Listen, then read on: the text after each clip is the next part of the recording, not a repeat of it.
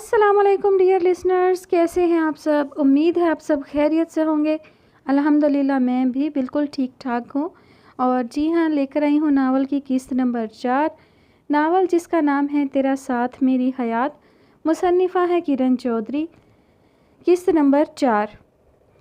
وفا کا سامان آ چکا تھا۔ ایک سائڈ پر ایان کی چیزیں سیٹ کیں اور دوسری جانب اپنی چیزیں جوڑ لی۔ کام کرتے کرتے 2 بج گئے۔ وفا نے گھڑی کی طرف دیکھا اور وضو کرنے چل دی۔ نماز پڑھ رہی تھی جب دروازہ کھلنے کی آواز آئی۔ وفا نے نماز مکمل کی اور دعا مانگ کر اٹھی۔ ایان محویت سے اسے دیکھ رہا تھا۔ آپ کب آئے؟ وفا مسکرائی تھی۔ جب تم اپنے رب سے ہم کلام تھی، مجھے تمہارا سکون عموماً الجھا دیتا تھا وفا، ایان مدھم لہجے میں بول رہا تھا۔ آج سمجھ آئے تم کیسے اتنی پرسکون رہ لیتی ہو، ایان متاثر کن لہجے میں بولا۔ اللہ تعالیٰ سے رابطے مضبوط ہوں تو سکون کبھی نہیں چھنتا، خواہ کیسی ہی پریشانی ہو، وفا پرسکون لہجے میں بولی۔ وفا میں تمہیں کبھی سمجھ نہیں پاؤں گا شاید، ایان الجھ کر بولا تھا۔ وفا سینے پر ہاتھ باندھے مسکرا دی۔ شکریہ میری زندگی میں آنے کے لیے، ایان نے اس کے ہاتھ تھام کر گمبھیر لہجے میں کہا۔ پہلے اللہ کا شکر ادا کر لیں، نماز کا وقت ابھی باقی ہے۔ وفا نے مسکرا کر اس کی سیاہ آنکھوں میں جھانکا اور کمرے سے نکل گئی۔ ایان نے گہرا سانس خارج کیا اور الماری سے شلوار قمیض نکالی اور واش روم چلا گیا۔ کچھ لمحے گزرے کہ وہ جائے نماز بچھا رہا تھا۔ اس نے اللہ کا شکر ادا کرنے سے ابتدا کر لی تھی، دائمی سکون پانے کے لیے اللہ سے رابطہ قائم کرنے کی شروعات کر لی تھی۔ وفا اس کے لیے کھانا بنا رہی تھی۔ لاؤنج میں ٹی وی دیکھتی رائنا بیگم نے مڑ کر وفا کے شفاف چہرے کو دیکھا۔ وہ کھانا بنا کر کمرے میں آ گئی۔ ایان دعا مانگ رہا تھا، اس کی سیاہ چمکتی آنکھیں بند تھیں۔ یا اللہ، انہیں نماز سے محبت ہو جائے کہ چاہ کر بھی نماز چھوڑ نہ پائیں۔ وفا نے دل سے دعا مانگی اور بیڈ پر بیٹھے اس کے فارغ ہونے کا انتظار کرنے لگی۔ ایان اٹھا تو وفا بھی کھڑی ہو گئی۔ کھانا لگا دوں؟ ایان نے سر اس بات میں ہلا دیا۔ وفا نے کھانا لگایا تو ایان مسکراتا ہوا آ بیٹھا۔ رائنا ایان کی تبدیلی پر حیران بھی تھی اور خوش بھی۔ ان کی کلاس کا مسئلہ حل ہو گیا تھا۔ وفا نائک خاندان سے تعلق رکھتی تھی جو کیلگری کے امراء میں سے تھے۔ کھانے سے فراغت پا کر ایان نے چائے کا حکم دیا اور کمرے میں چلا گیا۔ وفا چائے بنا کر پلٹی تو رائنا بیگم نے اسے روکا۔ ایان کافی پیتا ہے، پر اب کافی چھوڑ چکے ہیں، چائے پیتے ہیں، وفا نے انہیں بتایا تو رائنا کے چہرے پر حیرانی کے تاثرات آئے۔ اور کیا کیا چھوڑ چکا ہے؟ رائنا بیگم ہنس کر بولیں۔ بے جا غصہ، وفا بھی جواباً ہنسی اور چائے کمرے میں لے آئی۔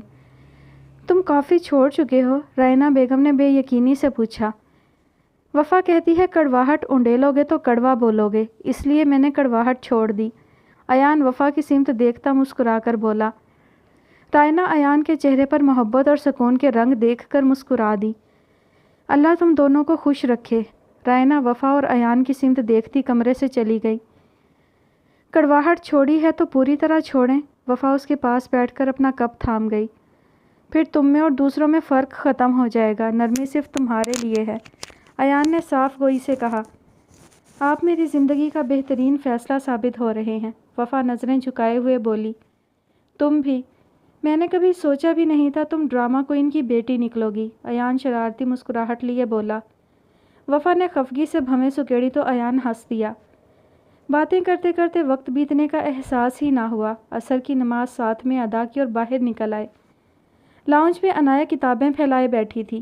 آکاش ملک نیوز چینل دیکھ رہے تھے۔ رائنا بیگم کچن میں رات کے کھانے کی تیاری کر رہی تھی۔ وفا کچن کی طرف آ گئی۔ ایان آکاش ملک کے پاس بیٹھ گیا۔ باہر گاڑیاں رکنے کی آواز آئی۔ عنایا نے گردن موڑ کر باہر دیکھا اور اپنی کتابوں کا پھیلاوا سمیٹا۔ وفا کی موم آ رہی ہیں۔ عنایا کتابیں سمیٹتے اندر چلی گئی۔ وفا اور رائنا بیگم ساریہ کو دیکھ چکی تھی۔ ساریہ نے اندر آتے ہوئے سلام کیا۔ بیٹھیے پلیز، ایان سنجیدگی سے بولا اور وفا کی سمت دیکھا۔ اسسٹنٹ جولی گفٹ پیک تھامے ساریہ کے پاس کھڑی ہو گئی۔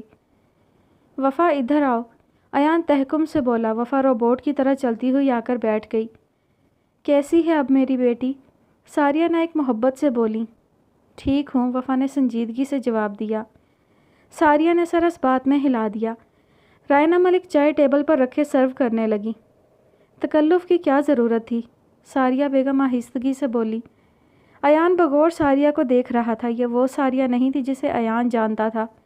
کیوں نہیں؟ رائنا بیگم نے مسکرا کر چائے تھمائی اور پلٹ گئیں۔ یہ میری طرف سے چھوٹا سا گفٹ ہے۔ ساریہ جولی کو گفٹ ٹیبل پر رکھنے کا اشارہ کرتے ہوئے بولیں۔ وفا نے حیرانگی سے اسے دیکھا، جس کی آنکھوں میں ممتا تھی، محبت تھی۔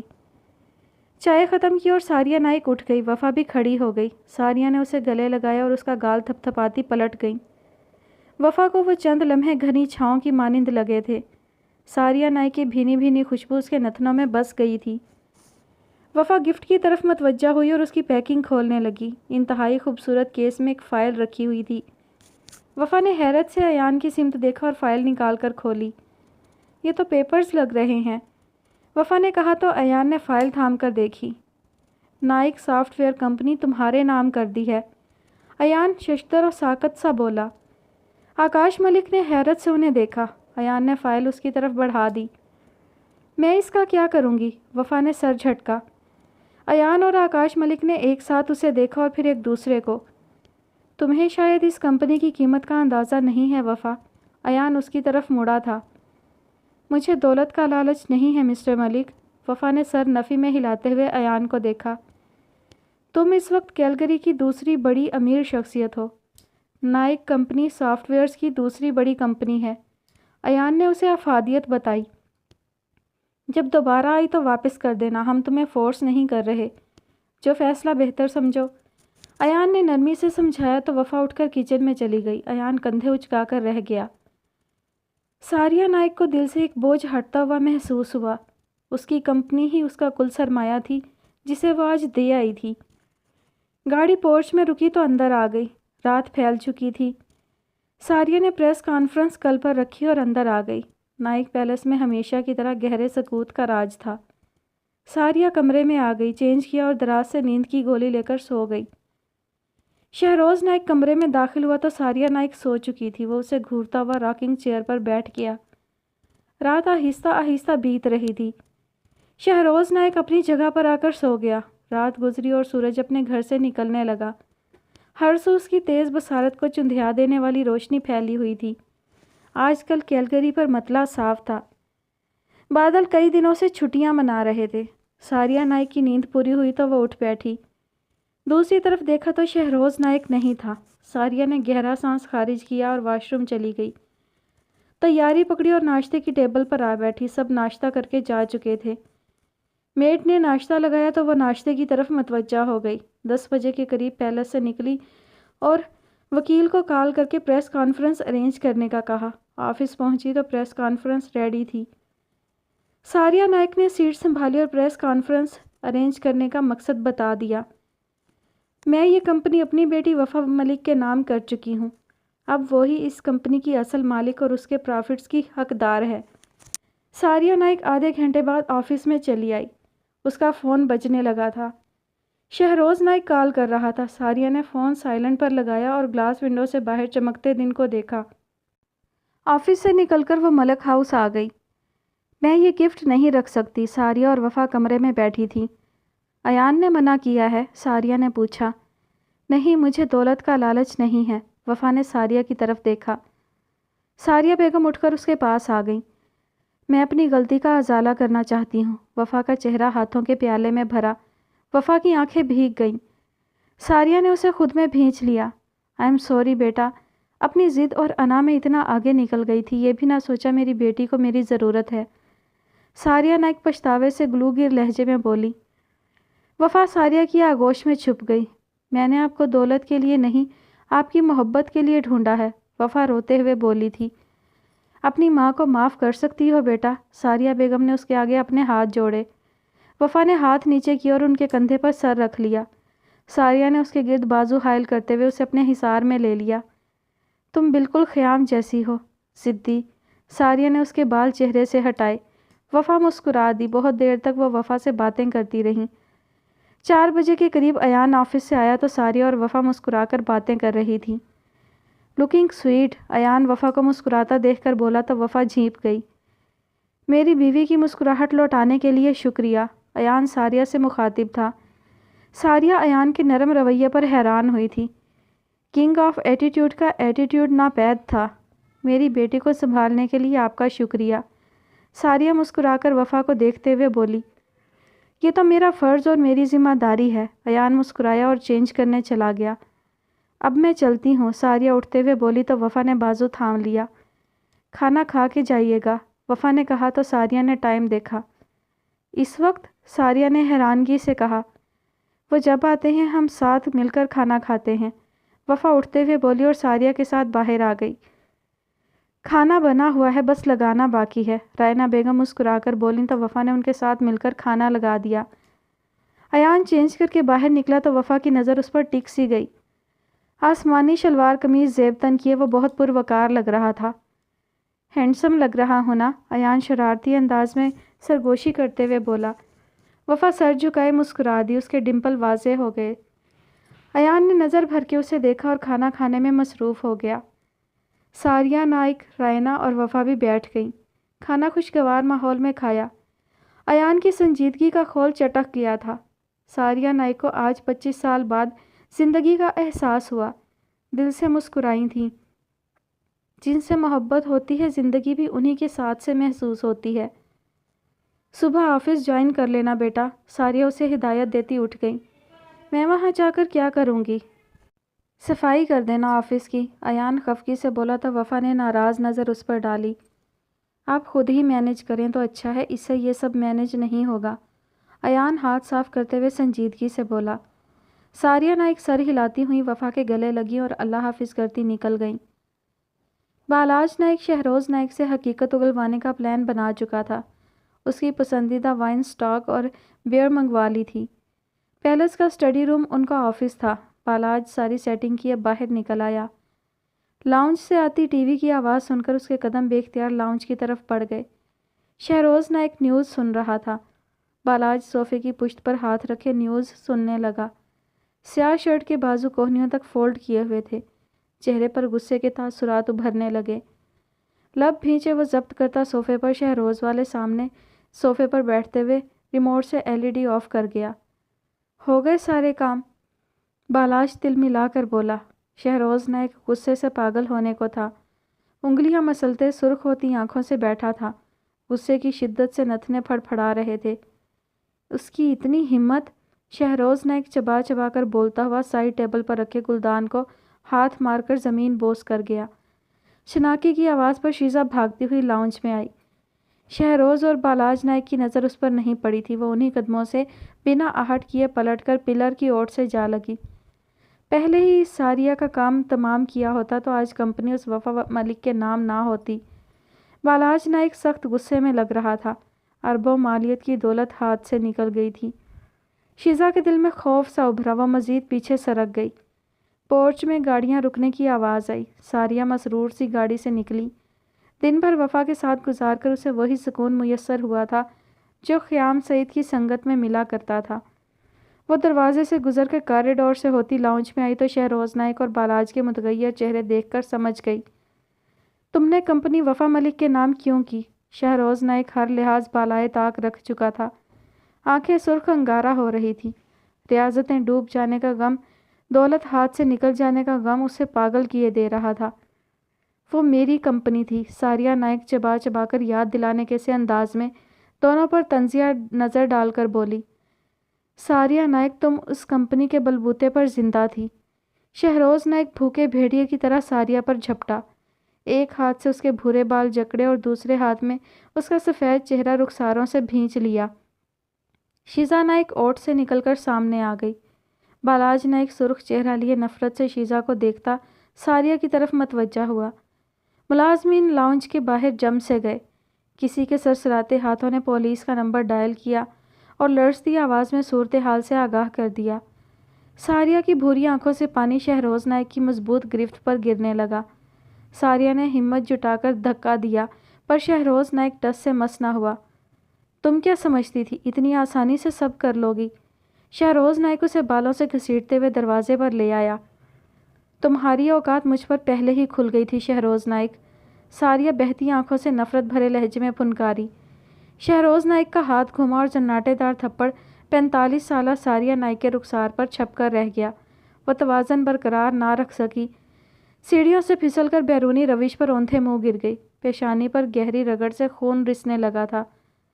شیزا اور بالاج نائک دروازے میں کھڑے تھے، گویا ملازمین کی بات چل رہی ہو۔ ساریہ نے رخ موڑ کر شیزا کو دیکھا، ہاتھ سینے پر باندھے وہ سخت تاثرات لیے ساریہ کو دیکھ رہی تھی۔ شہروز نائک کے قدم پہلی سیڑھی سے اترے ہی تھے جب پولیس کا سائرن سنائی دیا۔ شہروز نائک اسے ٹھوکر رسید کرتا اندر چلا گیا۔ آپ نے اچھا نہیں کیا مام، شیزا تنفر سے کہتی پلٹ گئی۔ پولیس کی گاڑیاں گیٹ پر رک گئی تھی۔ کک نے عجلت میں اسے اٹھایا۔ یہ گھر آپ کے لیے محفوظ نہیں ہے ساریہ میم، ایلف فکر مندی سے بولتی ہوئی اس کا چہرہ صاف کر گئی۔ ساریہ کے چہرے پر خوف لہرا رہا تھا، زندگی کے 25 سال ضائع لگ رہے تھے۔ تم فکر مت کرو، میں سنبھال لوں گی۔ ساریہ نے اسے اندر بھیجا اور پولیس کی گاڑی کو دیکھتی گہری سانس لے کر رہ گئی۔ پولیس کو سچائی سے آگاہ کیا اور سیکیورٹی کی اپیل کرتی وہ ڈرائیور کے ساتھ لقمان اورفن ہاؤس چلی گئی۔ اورفن ہاؤس کی سیڑھیاں چڑھتے اس نے ایک نظر اطراف میں گھومتے بچوں پر ڈالی اور دوسری منزل میں بنے آفس میں چلی آئی۔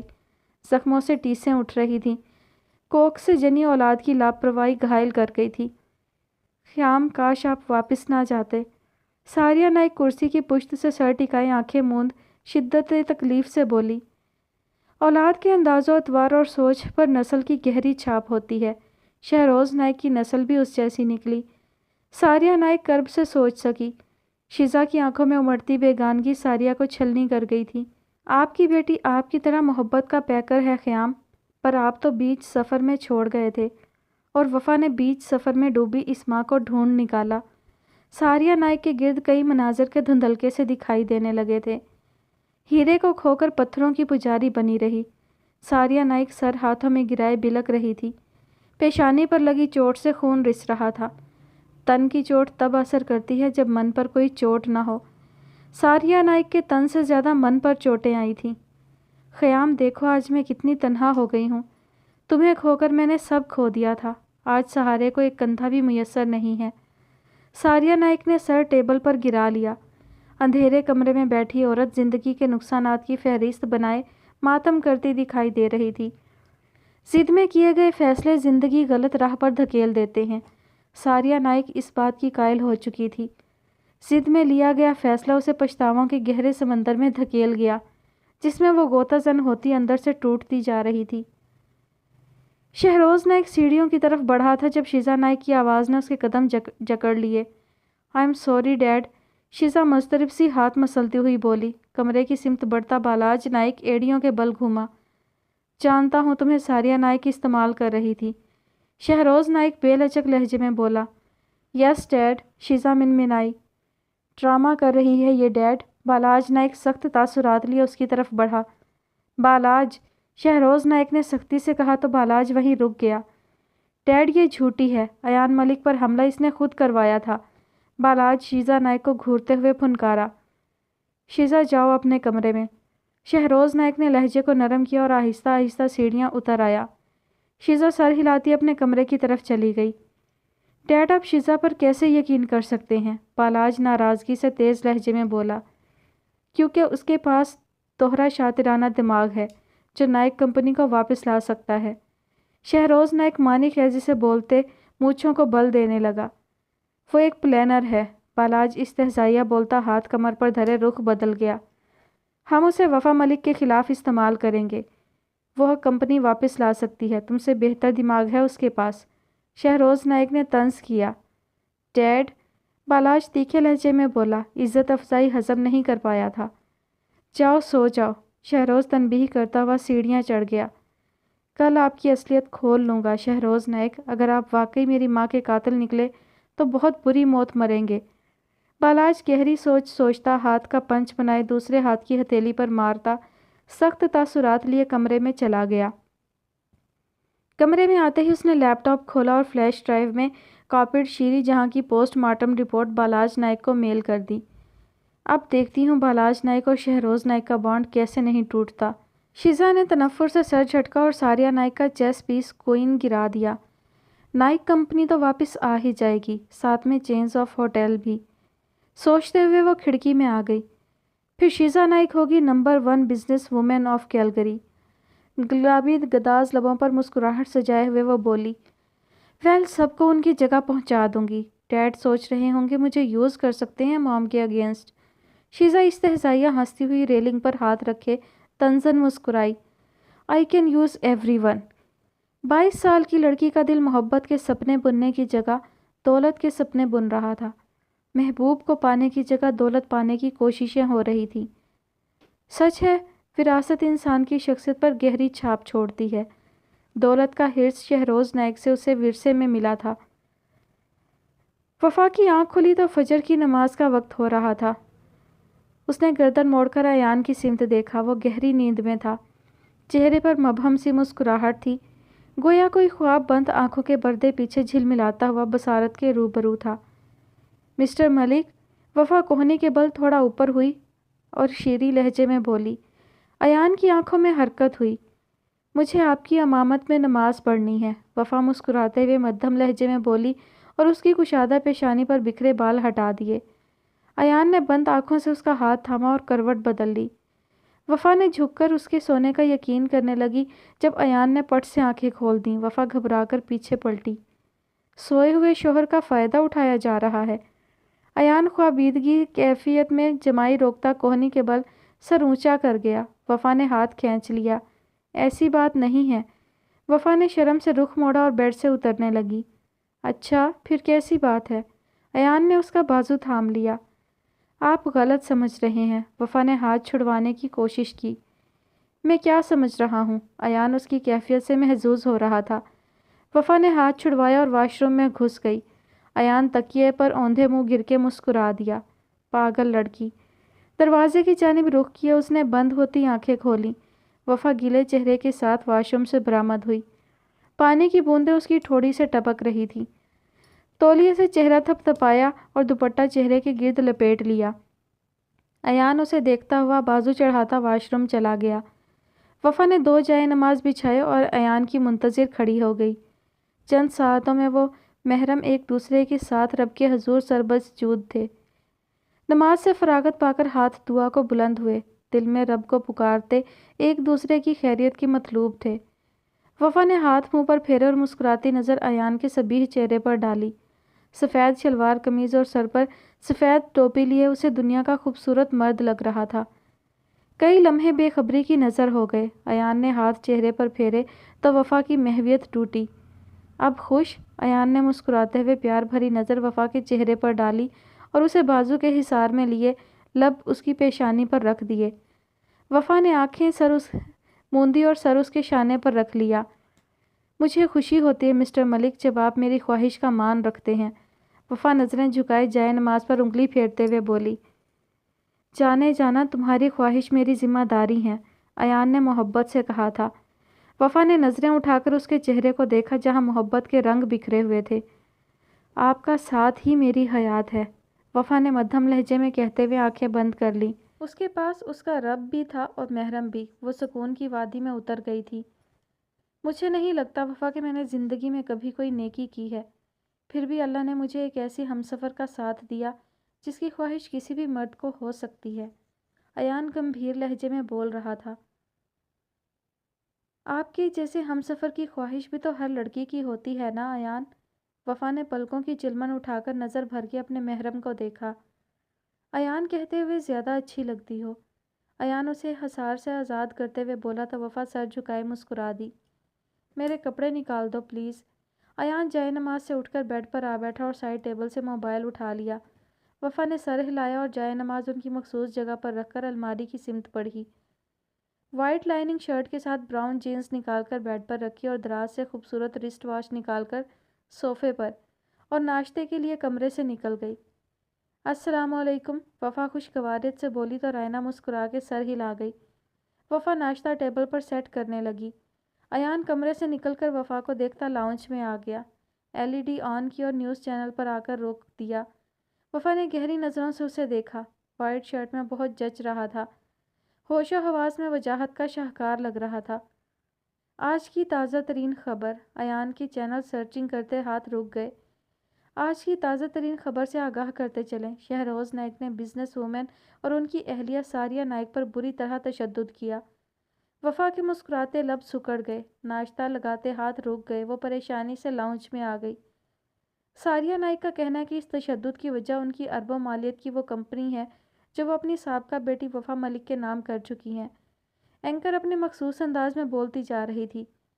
شہروز نائک نے اسی کمپنی کے لیے ساریہ نائک سے شادی کی تھی، اور جب ساریہ نائک وہ کمپنی اپنی بیٹی کو دے چکی تو شہروز نائک نے انہیں تشدد کا نشانہ بناتے ہوئے گھر سے نکال دیا۔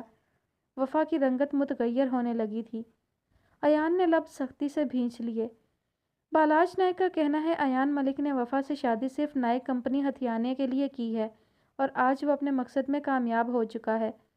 اینکر بول رہی تھی، ایان نے مٹھیاں بھینچ لیں۔ جبڑے سختی سے بھینچے، وہ غصہ ضبط کرنے کی کوشش کر رہا تھا۔ آکاش ملک اس کے پاس آ کھڑے ہوئے۔ مجھے لگتا ہے تمہیں کانفرنس میٹنگ ارینج کر لینی چاہیے، پبلک کو سچائی سے آگاہ کر دو۔ آکاش ملک صوفے کی پشت پر ہاتھ رکھے ہوئے تھے۔ وفا کی آنکھوں میں نمی بڑھنے لگی تو وہ کمرے میں آ گئی۔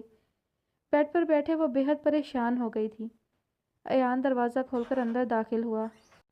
وہ ہاتھ گود میں رکھے کارپٹ کو گھور رہی تھی۔ ایان اس کے ساتھ بیٹھ گیا۔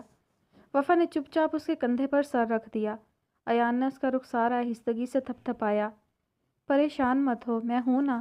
ایان نے اس کے چہرے کو اپنے چہرے کے سامنے کیا۔ وفا نے جھلملاتی آنکھیں بند کی اور ایان کے ہاتھ پر اپنا ہاتھ رکھ لیا۔ بند آنکھوں سے موتی پھسل گئے تھے۔ یہ سب میری وجہ سے ہو رہا ہے ایان، کوئی کسی کے لیکھوں کی وجہ نہیں ہوتا۔ شہروز نائک کی اصلیت کھل گئی ہے۔ ایان بے حد نرمی سے بول رہا تھا۔ میری ماما ہرٹ ہوئی ہیں۔ وفا مدھم لہجے میں بولتی سر جھکا گئی۔ اللہ پر یقین ہے نا، تو اسے قائم رکھو۔ ایان نے اس کے چہرے کو ہاتھوں کے پیالے میں بھرا۔ چلو ناشتہ کر کے تمہاری موم سے مل لیتے ہیں، ایان نے نرمی سے کہا تو وفا مسکرا دی۔ آپ بہت اچھے ہیں ایان، کیونکہ میری جان بہت اچھی ہے۔ ایان اس کے سر سے سر ٹکراتے ہوئے بولا تو وہ مسکرا دی۔ مسکراتی رہا کریں۔ ایان اسے بازو کے حصار میں لیے کمرے سے باہر لے آیا۔ ایان نے ناشتہ پلیٹ میں نکالا اور دونوں کھانے لگے۔ ڈیڈ، ہم وفا کی موم سے ملنے جا رہے ہیں۔ ایان کا لہجہ آکاش ملک کے ساتھ کافی بہتر ہو گیا تھا، ان کے طنز بھی قدرے کم ہونے لگے تھے۔ ایان نے جولی کو کال کی اور ساریہ نائک سے ملنے کا کہا۔ وفا تیار ہو کر ایان کے پاس آ بیٹھی۔ چلے مسز، ایان نرمی سے بولا اور دونوں باہر کی سمت بڑھے۔ بہت خوبصورت لگ رہی ہو، ایان لو دیتے لہجے میں بولا۔ وفا نے نظر اٹھا کر اسے دیکھا۔ لائٹ بلو شرٹ اور کیپری کے ساتھ آنچل سر پر لیے وہ پروکار لگ رہی تھی۔ یورپین ماحول اسے مکمل طور پر خود میں نہیں ڈھال سکا تھا۔ جب شوہر تعریف کرتا ہے تو لڑکی شرما جاتی ہے، دوپٹہ منہ میں لے کر چبا جاتی ہے۔ ایان اسے مسکراتا دیکھ کر بولا۔ وفا نے مبہم سے مسکراہٹ لیے سر جھٹک دیا۔ شرماؤ نا پلیز وفا، ایان گاڑی میں بیٹھتے ہوئے بولا۔ وفا اس کی بچگانہ ضد پر حیران تھی۔ گاڑی روڈ پر ڈالتے ہوئے وہ پھر سے وفا کو ستانے کے موڈ میں تھا، وفا کی سنجیدگی کم کرنے کی کوشش کر رہا تھا۔ خیام سعید کو کام کرتے ہوئے 1 سال ہونے کو تھا، ان کی سٹڈی مکمل ہونے والی تھی۔ خیام، کیا سوچا ہے تم دونوں نے؟ لقمان نائک نے ساریہ اور خیام کی طرف دیکھ کر خیام سے پوچھا۔ ہم شادی کرنے والے ہیں، خیام ساریہ کی جانب دیکھ کر بولا۔ ساریہ نے مسکراتے ہوئے خوشی کا اظہار کیا۔ ساریہ میری شہزادی ہے، اس نے تمہیں پسند کیا ہے، میری بیٹی کو ہمیشہ مسکراتا رکھنا، لقمان نائک تنبیہی لہجے میں بولے تو خیام سعید سر اس بات میں ہلاتے ہوئے مسکرا دیا۔ لقمان نائک آفس چلے گئے۔ سچ میں شادی کرنے والے ہیں؟ ساریہ خیام کے بازو پر سر رکھتے ہوئے بولی۔ کیا کروں، محبت ہو گئی ہے تم سے۔ خیام نے سر اس کے سر پر رکھ لیا۔ مجھے بہت خوشی ہو رہی ہے۔ ساریہ اس کی سمت دیکھتے ہوئے آنکھیں میچ کر بولی۔ میں تمہیں خوش دیکھنا چاہتا ہوں۔ یو نو خیام، مجھے تم میں ڈیڈ دکھتے ہیں، ساریہ ٹرانس میں بولی۔ خیام دھیرے سے ہنس دیا۔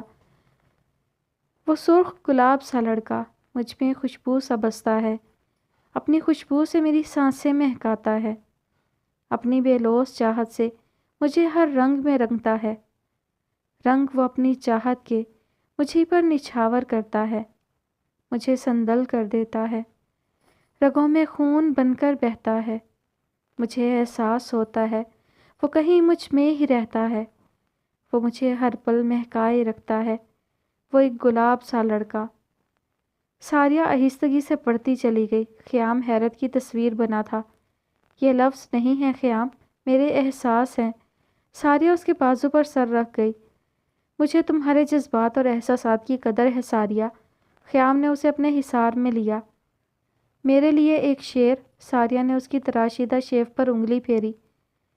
کوئی بھی اور نشہ میرے کام کا نہیں، تمہاری اپنی مہک ہی مجھے ستاتی ہے۔ خیام صوفے سے ٹیک لگا گیا۔ ریئلی؟ ساریہ نے پلکوں کی گھنی چلمن اٹھا کر خیام سعید کے چہرے کو دیکھا۔ یس مائی لو۔ خیام نے اس کے بھورے بال بکھیر دیے۔ ساریہ یکٹک آنکھوں میں دیوانگی لیے اسے تک رہی تھی۔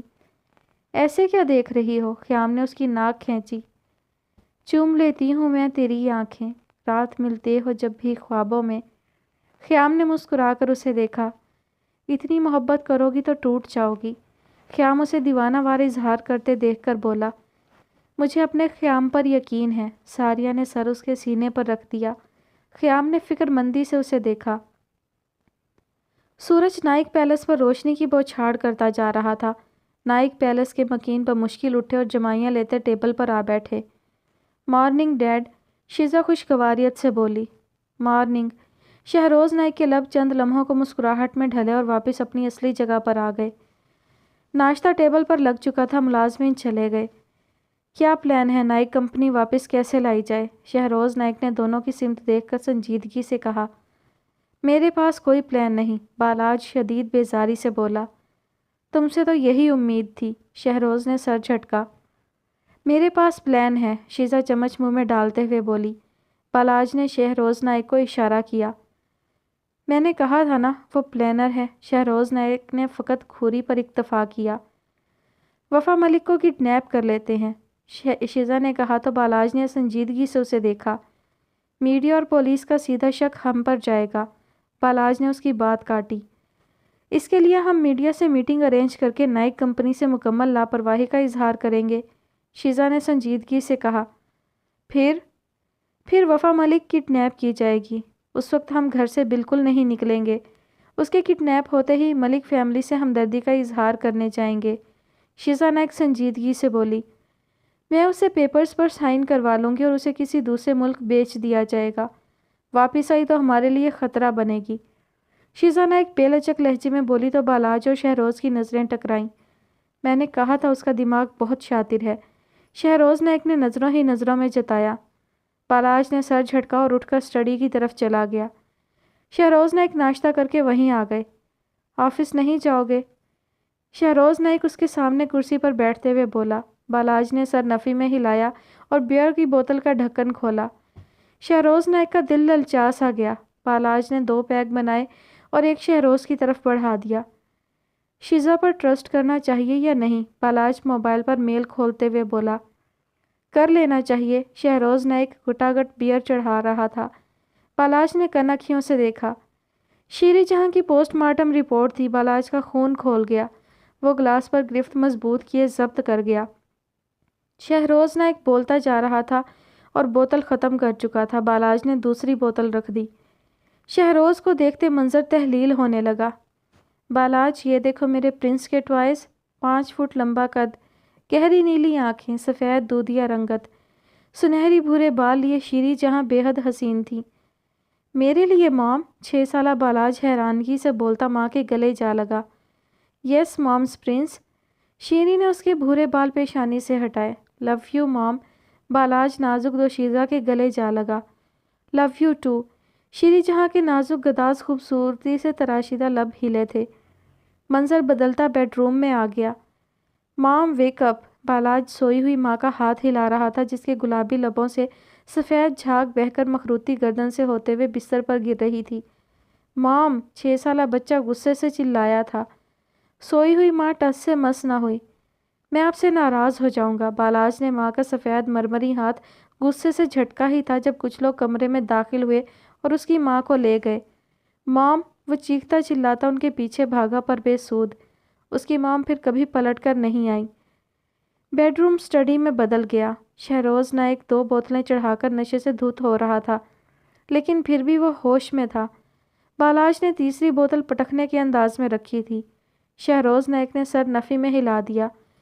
بالاج لب بھینچے اسٹڈی سے نکل گیا۔ اس کا رخ ہاسپٹل کی جانب تھا۔ لکمان ولا۔ ایان ملک اور وفا گاڑی سے اترے۔ لقمان ولا آبادی سے ہٹ کر تھا۔ ارد گرد سبزے کا خوبصورت قالین بچھا ہوا تھا۔ چھوٹی سی دیوار ولا کی حد بندی کر رہی تھی۔ ولا اندر سے انتہائی خوبصورت تھا۔ وفا توصیفی نظر ڈالتی ایان کے ساتھ ولا کے اندر چلی آئی۔ ایان وفا کے ساتھ لیونگ روم میں پرتعیش صوفے پر بیٹھ گیا۔ سامنے کی دیوار پر لقمان نائک اور خیام سعید کی تصویر آویزاں تھی۔ وفا کی آنکھیں بھر آئیں۔ ساریہ مزمحل سی چلتی اندر آئی۔ سفید چہرے پر ہونٹ کے پاس گہرے نیل کا نشان تھا۔ پیشانی پر سفید پٹی بندھی ہوئی تھی۔ وفا اٹھ کے ساریہ کے گلے لگ گئی۔ آپ رک جاتی ہمارے پاس، وفا گلوگر لہجے میں بولی۔ ساریہ نے اسے محبت سے گلے لگا لیا۔ پھر لوگوں کی اوقات کیسے کھلتی مجھ پر؟ ساریہ نائک خفیف سا مسکرائی۔ آپ کو ان پر کیس فائل کرنا چاہیے، ایان سنجیدگی سے بولا۔ مجھے پریشانیوں سے اکتاہٹ ہونے لگی ہے ایان، میں اب سکون چاہتی ہوں، ساریہ نائک تھکن زدہ لہجے میں بولی۔ تم وفا کا خیال رکھنا، اب وہ کچھ بھی کر سکتے ہیں، ساریہ پریشانی سے بولی۔ وفا کی طرف میلی آنکھ سے دیکھا بھی تو نسلیں اجاڑ کر رکھ دوں گا نائک خاندان کی، ایان سنجیدگی سے تیکھے لہجے میں بولا۔ جوش سے نہیں، ہوش سے کام لو، وہ کم از کم کمپنی واپس لینے کے لیے کچھ نہ کچھ ضرور پلان کریں گے، ساریہ نائک حقیقت پسندی سے بولی۔ میں اب اپنی بیٹی کو دکھ میں نہیں دیکھ سکتی، ساریہ نے وفا کو گلے سے لگا لیا۔ آپ فکر مت کریں، وفا کی حفاظت میری ذمہ داری ہے، ایان اٹھتے ہوئے بولا اور کلائی پر بندھی گھڑی پر نگاہ ڈالی۔ میں چلتا ہوں، اب آفس جانا ہے، شام کو وفا کو پک کر لوں گا، ایان ہاتھ جیبوں میں ڈالے نرمی سے بولا۔ ٹھیک ہے، وفا نے آہستگی سے سر اس بات میں ہلا دیا۔ چائے پی کر جانا، ساریہ نے لوازمات کی ٹرالی کو دیکھا اور پھر ایان کو۔ نو اٹس لیٹ، ایان ایک ہاتھ جیب سے نکالے اس کا رخسار تھپ تھپاتا مڑ گیا۔ شکر ہے تمہیں ایان جیسا ہمسفر مل گیا، ساریہ نے اس کی طرف رخ موڑا اور چائے کا کپ وفا کو تھمایا۔ جی۔ ایان نے تم سے شادی کیسے کی؟ ساریہ نے اس کے مسکراتے چہرے پر نگاہیں مرکوز کیں۔ وفا نے گہرا سانس خارج کیا، اس کی آنکھوں میں وہ منظر گھوم گیا۔ وہ نائک ولا سے پاکستان ٹریولنگ ایجنسی میں پہنچ گئی۔ گلاس ڈور دھکیلتی اندر داخل ہوئی۔ آج اس کا تیسرا چکر تھا۔ آفس کی سربراہی کرسی پر ایجنٹ ملک ثاقب مسکراتے ہوئے کسی سے باتیں کر رہا تھا۔ وفا نے ایک نظر اس مہمان پر ڈالی اور کرسی کھینچ کر بیٹھ گئی۔ آپ کے لیے ایک گڈ نیوز ہے مس وفا، ثاقب نے رخ وفا کی طرف موڑا۔ وفا نے ناسمجھ نگاہ اس پر ڈالی۔ ان سے ملیے، یہ میرے کزن ہیں، mister Ayan Malik from Calgary Canada, Saqib نے تعارف کروایا۔ ہیلو سر، وفا سنجیدگی سے بولی اور ثاقب کی طرف متوجہ ہوئی۔ میں آپ ہی کے سلسلے میں بات کر رہا تھا، ثاقب نے مسکرا کر کہا تو وفا نے اس بات میں سر ہلایا۔ یہ آپ کی ہیلپ کر سکتے ہیں، آپ کو پیپر میرج کرنی ہوگی۔ ثاقب کا لہجہ تھوڑا مدھم ہوا، وہ وفا کے تاثرات جاننے کے لیے رکا، لیکن وفا کو حیرت ہوئی تھی۔ جسٹ پیپر میرج ہے، اس سے آپ کا فائدہ ہے، آپ کو 11 ماہ میں کینیڈین سٹیزن شپ مل سکتی ہے۔ ثاقب ہاتھ باہم ملائے اسے سمجھا رہا تھا۔ ایان ملک لاتعلق بنا موبائل میں مگن تھا۔ یہ مسٹر میری ہیلپ کیوں کریں گے؟ وفا نے ایک نظر مغرور سے ایان پر ڈالی۔ ان مسٹر کو آپ کی ہیلپ کی ضرورت ہے۔ ثاقب ایان کی طرف دیکھ کر مبہم سا مسکرایا۔ ایان نے گھوری سے نوازا۔ تمہارے فضول مشورے اس لیے نہیں مانگے، ایان تیکھے لہجے میں بولا۔ میرے یار تمہارا فائدہ ہے، وفا خیام سمجھدار ہیں، تمہاری ہیلپ ہو سکتی ہے۔ ثاقب نے منت بھرے لہجے میں ایان کو دیکھا جو اتنا سمجھانے کے بعد پھر سے اکھڑ گیا تھا۔ کیسی ہیلپ؟ وفا نے ناسمجھی سے اکھڑے اکھڑے ایان کو دیکھا۔ ان کی وائف بن کر ان کے ساتھ ان کی فیملی سے ملنا ہے بس، جیسے ہی آپ کو سٹیزن شپ مل جائے گی آپ کو آزاد کر دیں گے۔ ثاقب نے ایان کو چپ رہنے کا کہا۔ لیکن میں ایک انجان شخص پر ٹرسٹ نہیں کر سکتی ثاقب سر، میں پیمنٹ ارینج کر لیتی ہوں، وفا اٹھتے ہوئے بولی۔ پیپر میرج کر لیں گی تو آپ کا سارا خرچ ان کے ذمے ہوگا۔ ثاقب بھی اس کے ساتھ ہی اٹھ گیا۔ کیا گارنٹی ہے یہ اس میرج کا فائدہ نہیں اٹھائیں گے؟ وفا نے سنجیدگی سے ثاقب کو دیکھا۔ ایکسکیوز می، میں کوئی گرا پڑا لڑکا نہیں ہوں، آپ کی ہیلپ کی حامی بھری ہے، الٹا باتیں بھی سنوں۔ ایان تیز لہجے میں بولتا آفس کے دروازے کی سمت بڑھا۔ ایان بات تو سنو، ثاقب پکارتا رہ گیا لیکن ایان تن فن کرتا چلا گیا۔ مسٹر ثاقب میں رسک افورڈ نہیں کر سکتی، وفا سنجیدگی سے بولی۔ وہ غصے کا تیز ہے لیکن کردار کا پختہ ہے، آپ کو اس سے کوئی خطرہ نہیں ہے، ثاقب نرمی سے بولا۔ آپ کی پریشانی کو مد نظر رکھ کر میں نے اپنے کزن کو منایا ہے، ایسا کوئی نہیں کرتا اپنے کلائنٹس کے لیے، ثاقب نرمی سے بولا تو وفا بیٹھ گئی۔ میں آپ پر ٹرسٹ کر رہی ہوں ثاقب سر، وفا نے سنجیدگی سے ثاقب کو دیکھا۔ آپ میری بہن کی طرح ہیں، ثاقب نے یقین دلایا۔ وفا نے گہرا سانس خارج کیا۔ وہ مسٹر تو نکل گئے، اگر نہ بھی مانے تو کوئی بات نہیں، میں پیسوں کا بندوبست کر لوں گی، وفا اٹھتے ہوئے بولی اور اللہ حافظ کرتی نکل گئی۔ آفس سے باہر نکلی تو ایان ملک شیڈ تلے گاڑی سے ٹیک لگائے کھڑا تھا۔ وفا نے سامنے کھڑی لڑکیوں کو ایان کو گھورتے دیکھا اور سر جھٹکتی چلی گئی۔ یار وہ لڑکی بہت مجبور ہے، ثاقب آفس سے نکل کر ایان کے پاس آیا تو ایان ملک کا وہی اکھڑا انداز، تو اس کی ہیلپ کرنے میں کچھ نہیں جائے گا، فاریہ نے اسے ریکمینڈ کیا ہے، ثاقب نے اپنی بہن کا نام لیا۔ اس کی اکڑ دیکھی ہے؟ ایان کو وفا کا ریزرو لہجہ برا لگا۔ جن کے کردار پختہ ہوتے ہیں ان میں اکڑ تو ہوتی ہے، اپنی طرف دیکھ لو، ثاقب آخر میں ہنسا۔ ایان نے گھونسا اس کے پیٹ میں رسید کیا اور اندر چلا آیا۔ یار مان بھی جاؤ، اسے گھر لے جانا، تمہارا پرابلم بھی سولو ہو جائے گا شادی کا۔ ثاقب نے اس کی تنی ہوئی شکل کو دیکھا۔ اگر اس لڑکی نے کوئی ایشو کریٹ کیا تو؟ ایان نے دایاں ابرو اٹھا کے ثاقب کو دیکھا۔ وہ بے ضرر سی لڑکی ہے، ثاقب نے یقین دلایا اور مزید 3 گھنٹے کی سر کھپائی کے بعد ایان پیپر میرج کے لیے راضی ہوا۔ 4 روز بعد نکاح تھا۔ وفا نے پیپرز پر سائن کیے، ایان سنجیدہ شکل بنائے بیٹھا تھا۔ نکاح ہوا اور ثاقب نے باقی کاغذات بنائے اور وفا کی ٹکٹ اس دن کی بک کروا دی جس دن ایان ملک واپس جانے والا تھا۔ اپنے ہی کزن کو بکرا بنا دیا، ایان خفگی سے بولا۔ فلائٹ کے دن ایان ریڈی ہو کر ثاقب کے آفس چلا آیا۔ 7 بجے کا وقت تھا۔ آئی نہیں تمہاری کلائنٹ؟ ایان نے کوفت سے گھڑی کو دیکھا۔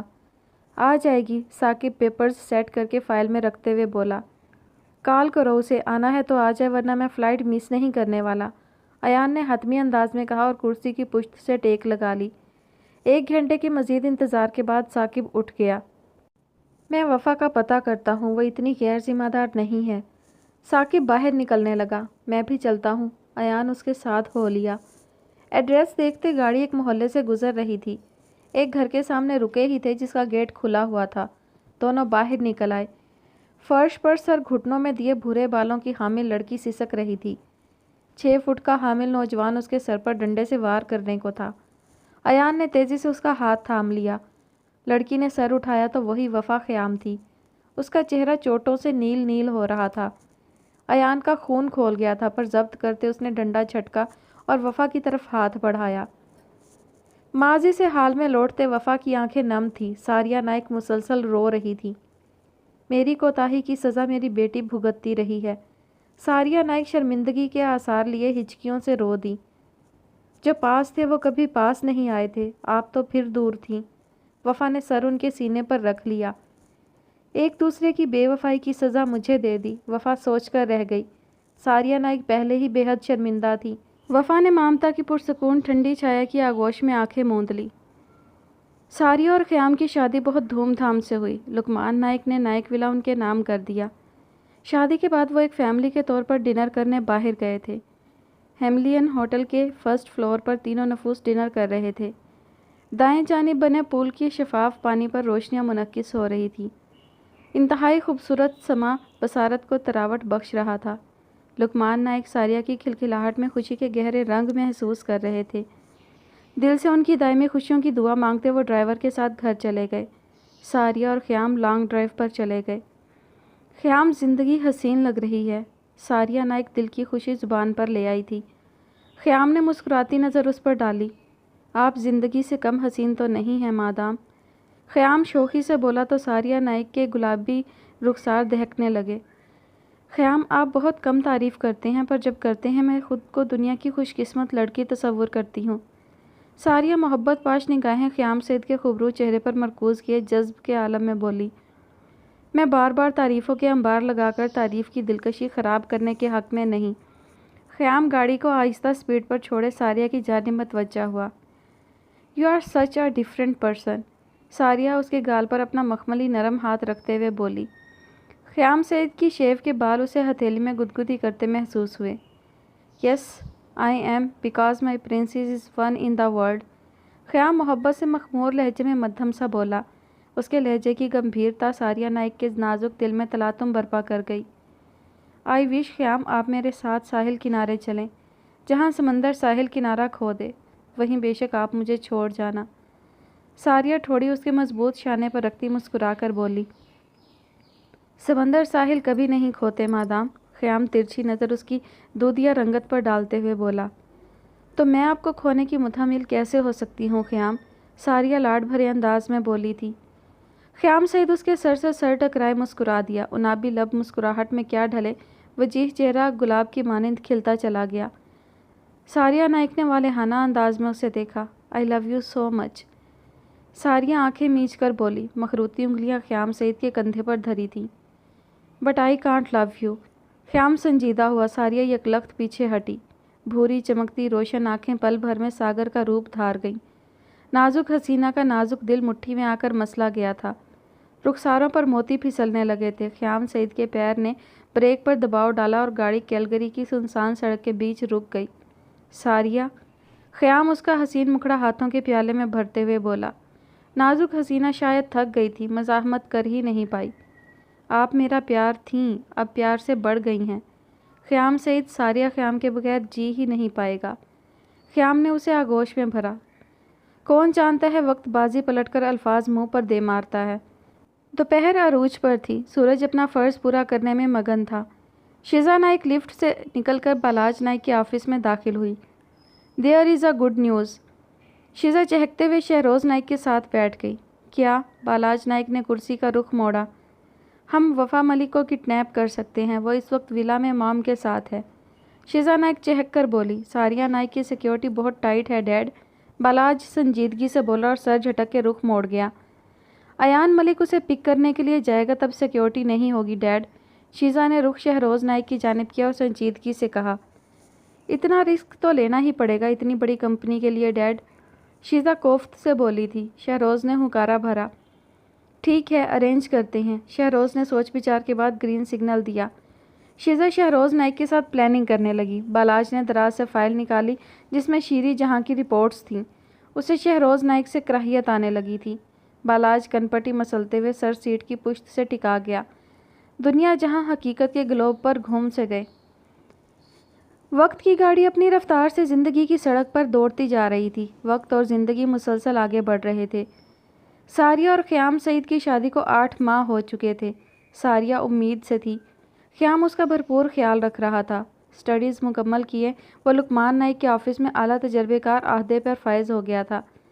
ساریہ کم ہی آفس جاتی تھی۔ فرنشڈ خوبصورت آفس میں خوبرو سا خیام سعید کام میں مگن تھا جب اس کا فون بج اٹھا۔ ابو جان کالنگ پڑھ کر اس نے لیپ ٹاپ سے انگلیاں ہٹائیں اور موبائل اٹھا کر کان سے لگائے سیٹ سے ٹیک لگا لی۔ السلام علیکم، خیام بشاشت سے بولا۔ جی ابو جان، میں جلد ہی پہنچنے کی کوشش کرتا ہوں۔ خیام کے صبیح چہرے پر پریشانی کے تاثرات ابھرے۔ سعید احمد کی طبیعت بگڑ چکی تھی، وہ اکلوتے سپوت کی راہ تک رہے تھے۔ خیام نے عجلت میں کام سمیٹا اور موبائل لیے لقمان نائک کے آفس چلا آیا۔ میں آئی کم ان ڈیڈ؟ خیام دروازے کی ناب پر ہاتھ رکھتے اجازت خواہ لہجے میں بولا۔ لقمان نائک نے اجازت دی تو اندر داخل ہو گیا۔ پریشان لگ رہے ہو خیام؟ لقمان نائک خیام سعید کے چہرے پر چھائی غیر معمولی سنجیدگی کو محسوس کرتے ہوئے بولے، میرے والد بہت بیمار ہیں، مجھے ارجنٹ واپس جانا ہے۔ خیام پریشان کن لہجے میں بولا، اوہ یہ تو بہت بری خبر ہے۔ لقمان نائک افسردگی سے بولے، تم ارجنٹ سیٹ کنفرم کروا لو، پیسے کی فکر مت کرنا۔ لقمان نائک فراخ دلی سے بولے تو خیام سر اس بات میں ہلاتا اٹھ گیا۔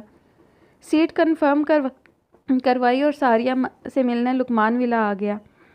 گاڑی سے نکل رہا تھا جب ساریہ آہستہ روی سے چلتی ہوئی باہر آئی۔ Welcome home darling. ساریہ اسے دیکھتے ہی کھل اٹھی۔ My life. خیام پریشانی پر لب رکھے اس کے مہر محبت ثبت کرتے ہوئے بولا اور اسے حصار میں لیا اندر چلا آیا۔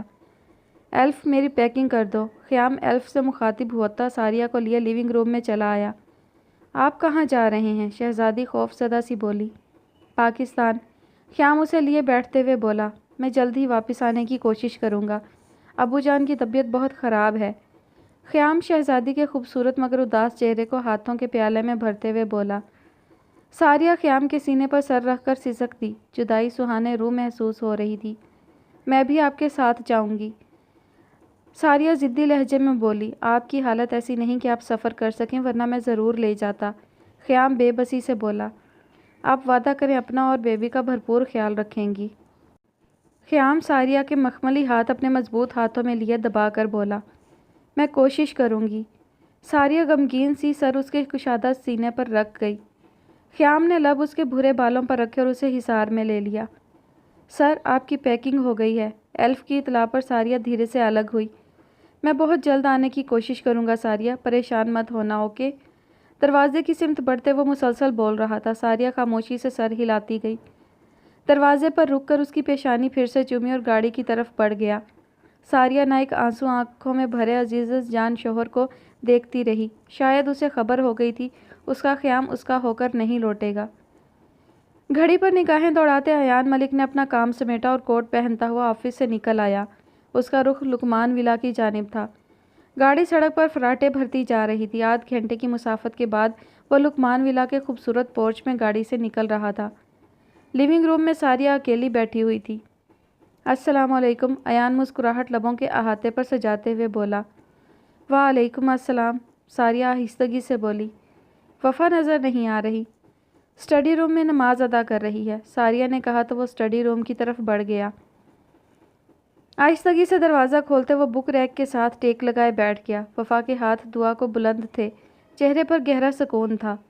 अयान मलिक यकटुक अपनी महबूब बीवी को तके गया। उसे वफ़ा का ये रूप बहुत भाता था। क्या मांग रही थी? दुआए इबादत। वफ़ा मुस्कुराते हुए जाए नमाज को तह लगाने लगी। अयान ने नासमझी से उसे देखा। मतलब? दुआ की दो इकसाम होती हैं। वफ़ा उसके पास आ बैठी। हाथ में सफ़ेद मोतियों की खूबसूरत तस्बीह थी जो अमूमन उसके पास होती थी। अयान बगौर सुन रहा था।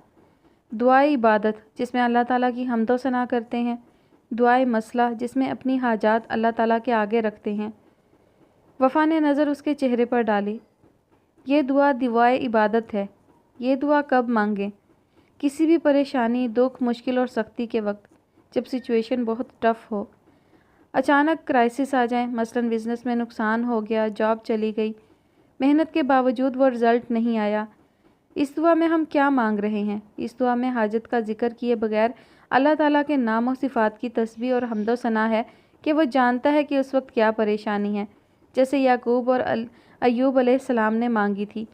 ला इलाहा इल्लल्लाह, अपनी कोताही का इकरार करना कि ये परेशानी हकूक़ अल्लाह की कमी करने से आई है।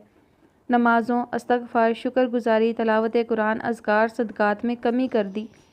ला इलाहा इल्लल्लाह कहना कामयाबी का ज़रिया है, अफजल तरीन ज़िक्र है, सदका भी है। जब माली नहीं कर सकता वो ये तस्बीह करे।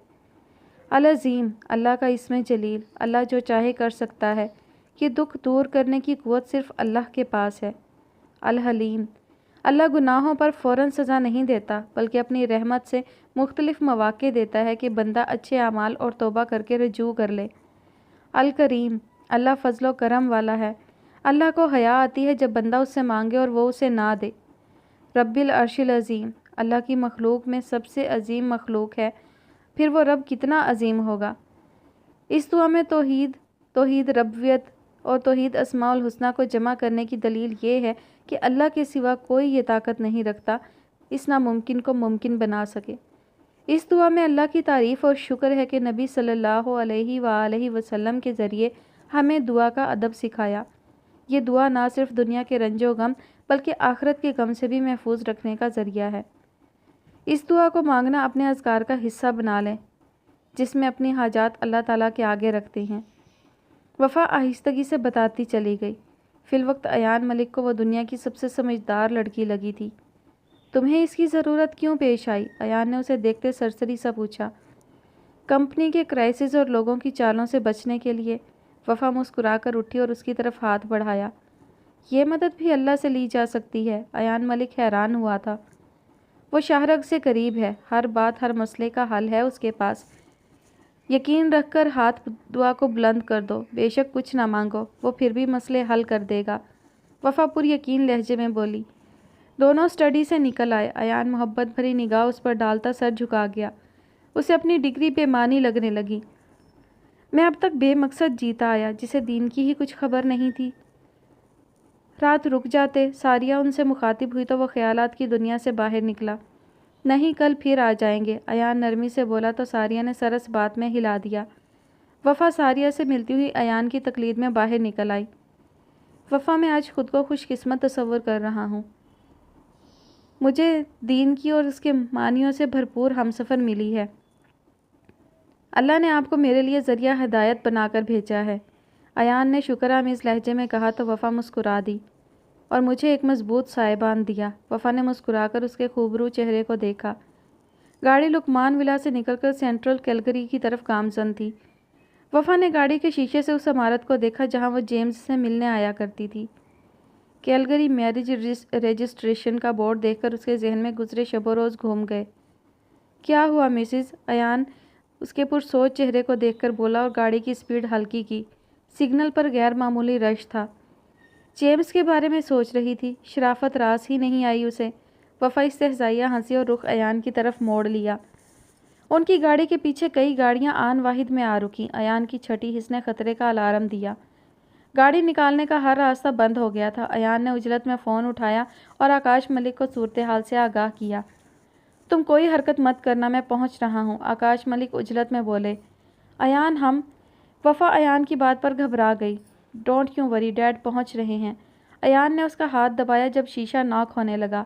ایان نے رخ موڑ کر اس آدمی کو دیکھا جو شکل سے ہی کوئی کلر لگ رہا تھا۔ ایان نے ہلکا سا شیشہ نیچے کیا۔ یس، ایان نارمل انداز میں بولا۔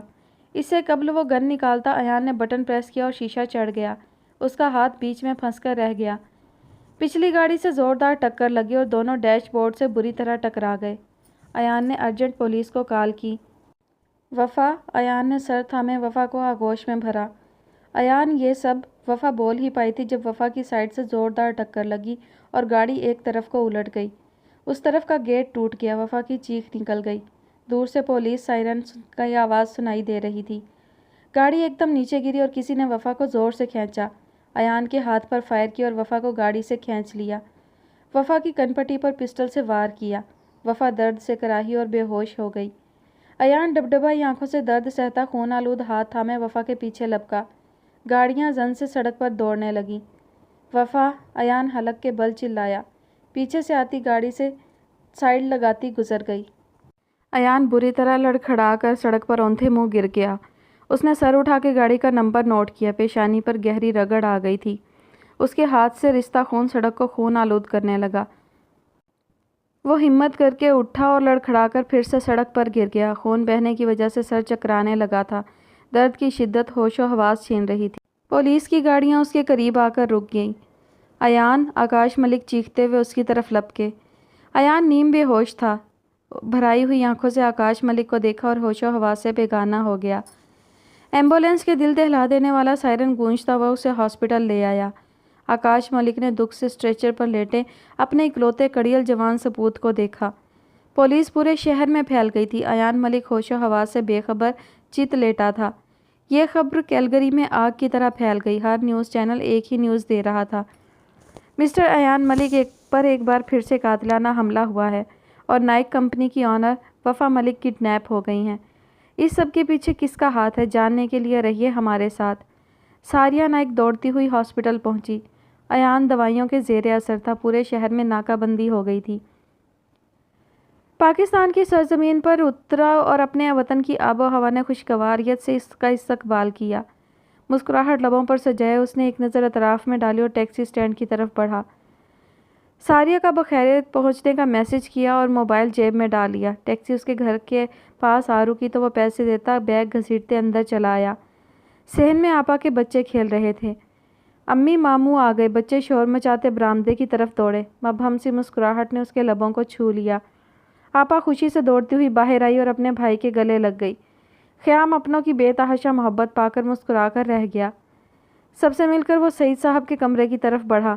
بستر پر تکیے سے ٹیک لگائے بیٹھے سعید احمد بے حد کمزور لگ رہے تھے۔ خیام کے دل کو کچھ ہوا۔ باپ کے گلے لگ گیا۔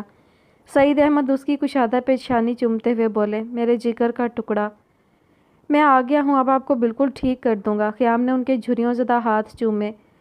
اولاد کو دیکھ کر ہی بوڑھے ماں باپ کو سکون مل جاتا ہے، سعید احمد پیار سے بولے۔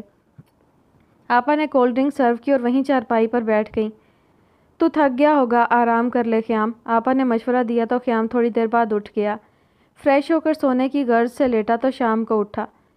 منہ ہاتھ دھو کر باہر آیا تو آپا کچن میں مصروف تھی۔ سعید صحن میں چارپائی پر لیٹے ہوئے تھے۔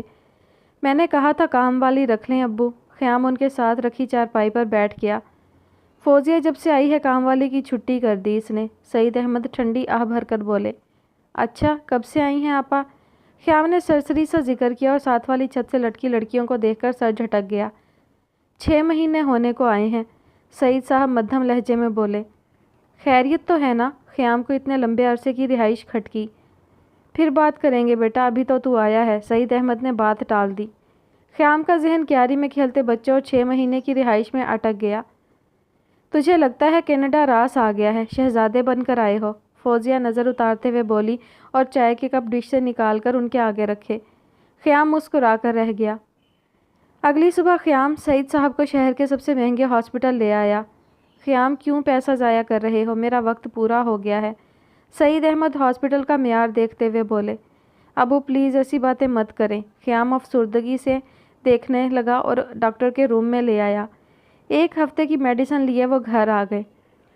مجھے تندرست کرنا ہے تو میری بچی کا گھر بسا دے خیام، اپنی بہن کو اس کے گھر بھیج دے، میرے دل سے پریشانیوں کے بوجھ ہٹ جائیں گے، سعید صاحب کافی دیر بعد بولے تھے۔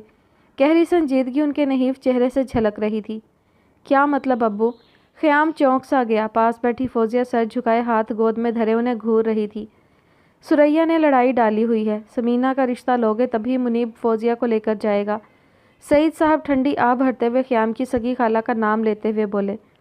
پر خالہ ایسا کیسے کر سکتی ہیں؟ خیام کو غصہ آنے لگا تھا۔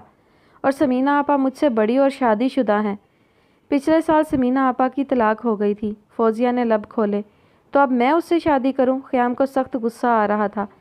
بہن کا گھر بسانے کی خاطر، سعید احمد منت بھرے لہجے میں بولے۔ میں شادی کر چکا ہوں کینیڈا میں، خیام نے سعید صاحب کے ناتواں اعصاب پر بم پھوڑا۔ وہ مجھ سے بہت محبت کرتی ہے ابو، وہ مر جائے گی میری شادی کی خبر سن کے۔ خیام سر تھام کر رہ گیا۔ سعید صاحب چپ چاپ لیٹ گئے۔ کتنے ہی لمحے لگے انہیں خود کو سنبھالنے میں۔ تیری بہن مر جائے گی، اس کا بھی تو سوچ خیام، سعید صاحب آہستگی سے بولے تھے۔ اسے طلاق دے دے، بہن سے محبت ہے تو، ورنہ واپس چلا جا، کبھی مت پلٹنا۔ سعید صاحب ہانپنے لگے۔ میں اسے طلاق نہیں دے سکتا، وہ امید سے ہے، خیام ضبط سے بولا۔ جا فوزیہ، اسے اس کا سامان لا دے، اس کی بیوی اس کا انتظار کر رہی ہے۔ سعید صاحب نے رخ موڑ کر آنکھوں پر ہاتھ دھر لیا۔ فوزیہ نے ڈبڈبائی آنکھوں سے بھائی کو دیکھا جو اپنی محبت اپنی بیوی کے لیے اتنا خود غرض ہو گیا تھا، بہن کا اجڑتا گھر بھی دکھائی نہ دیا۔ امی تم کہتی تھی ماموں آئے گا تو اپنے گھر جائیں گے، فوزیہ کی بیٹی نور اس کا دوپٹہ کھینچتے ہوئے بولی۔ فوزیہ نے بھرائی آنکھوں سے انہیں دیکھا۔ ماموں نہیں رہا، بیوی کا غلام بن گیا ہے، سعید احمد بنا رخ موڑے بولے۔ خیام سعید چپ چاپ گھر سے نکل گئے۔